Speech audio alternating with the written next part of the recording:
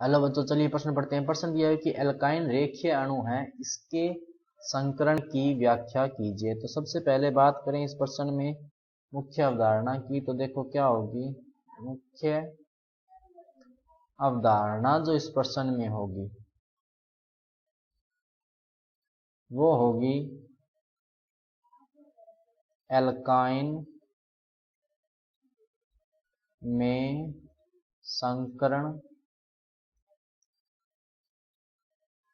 संकरण व आकृति। तो एल्काइन का सबसे पहले अपने सामान्य सूत्र लिखते हैं। क्या होता है? CnH2n-, तो ये तो सामान्य सूत्र हो गया। और एल्काइन होते कौन से हैं? जहां कार्बन कार्बन के मध्य क्या पाए जाते हैं? त्रिबंध। अब देखो, जैसे मान लो सबसे अपने सिंपल या सबसे पहली एल्काइन लेते हैं, कौन सी होती है? एथाइन। तो CH ट्रिपल बॉन्ड CH, ये हो गया। तो देखो यहाँ पे कार्बन परमाणु जो है, कार्बन परमाणु का संकरण क्या है? sp2 sp संकरित है। क्यों है? देखो जैसे मान लो ये संरचना बनाई अपने इस तरह से HCCH।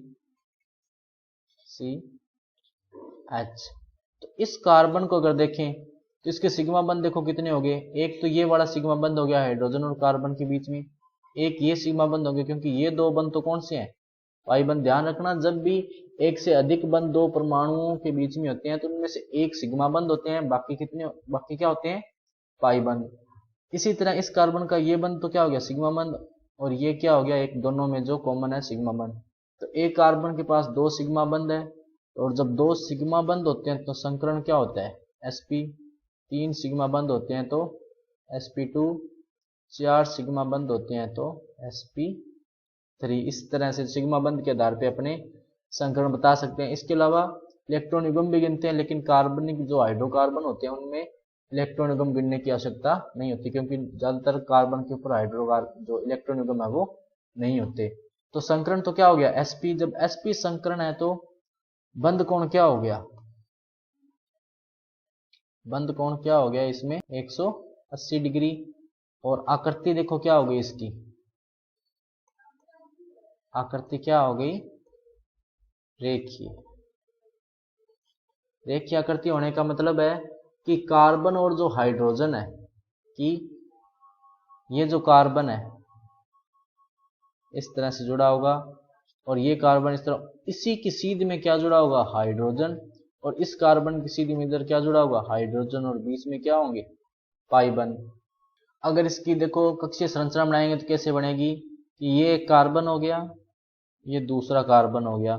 इस कार्बन का एक संकरित कक्षक इधर वाले कार्बन के एक संकरित कक्षक से आपस में अतिव्यापन करके सिग्मा बंध बना लेगा।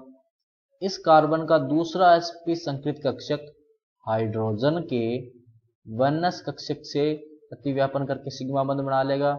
इसी तरह इस कार्बन का दूसरा कक्षक sp संकरित कक्षक हाइड्रोजन के वनस कक्षक से अतिव्यापन करके सिग्मा बंध बना लेगा। अब जो दो कक्षक बच गए p कक्षक, असंकृत p कक्षक, वो इस तरह से इस कार्बन के ऊपर पड़े होंगे। एक ये हो गया, दूसरा ये हो गया। इन दोनों के बीच में क्या होगा? इस तरह से आकर्षण बल होगा, और आकर्षण बल के कारण कौन सा बंध बन जाएगा? पाई बंध। इसी तरह इस कार्बन पे जो दूसरा p कक्षक होगा वो भी इस तरह से पड़ा होगा, इसके लंबवत, ये इस तरह से, और इन दोनों के बीच में भी क्या बन जाएगा? पाई बंध। तो ये जो है वो संरचना होती है। संकरण क्या होता है इसमें? sp। और आकृति क्या होती है? रेखीय। कहने का मतलब कार्बन और हाइड्रोजन एक ही रेखा में होते हैं, और बंध कोण होता है वो होता है 180 डिग्री।